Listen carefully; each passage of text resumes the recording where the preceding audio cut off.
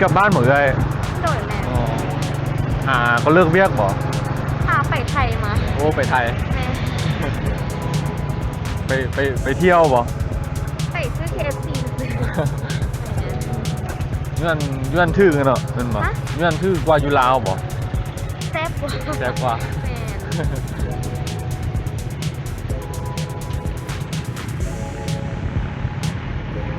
เอาไปนั่นมีแต่ไปคนเดียวบ่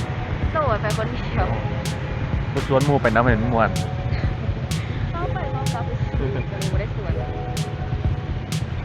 ฮะ แต่นี่เขาไปไทยจ้างรถแพงบ่ สร้างรถก่อนไปก็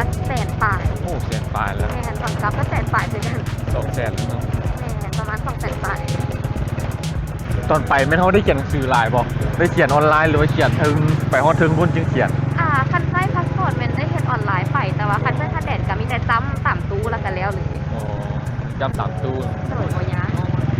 เป็นตู้เขามีได้สแกนบ่ คันแดดเหรอ แม่น ก็มันจะให้ตำรวจไปแล้วจ้ำให้แล้วกันแล้วเลย โอ้ให้จำให้ง่ายเนาะ